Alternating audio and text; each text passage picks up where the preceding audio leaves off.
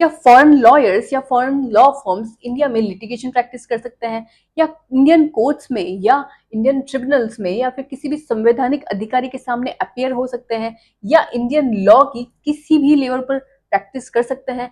तो उसका आंसर है नो। बीसीआई ने 14 मई 2025 को एक प्रेस रिलीज किया जिसमें bar council of India rules for regulation and registration of foreign lawyers and foreign law firms of 2022 के अंदर एक संशोधन को लागू किया गया है। इस संशोधन में इंडियन लॉयर्स के राइट्स को प्रोटेक्ट करते हुए बीसीआई ने कहा है कि Indian law is the exclusive domain for Indian lawyers who are registered under the advocate act 1961, और foreign lawyers and foreign law firms को ओनली फॉरेन लॉ के मैटर्स हो, इंटरनेशनल लॉ के मैटर्स हो, आर्बिट्रेशन के मैटर्स हो, cross border transaction हो जो सीमा पार लेन देन से रिलेटेड होते हैं, या फिर इंटरनेशनल डिस्प्यूट से रिलेटेड मैटर्स हो, उनको ही इसके अंदर ऐड किया गया है। ये लॉयर्स और law firms only non litigious matter तक ही सीमित रहेंगे। अब नॉन लिटिजियस मैटर किसे कहते हैं? नॉन लिटिजियस मैटर्स वे मैटर होते हैं जिसमें legal work outside of the court किया जा सकता है, जिसमें कोर्ट की प्रोसीडिंग्स की या इंटरफेरेंस की कोई जरूरत नहीं होती है,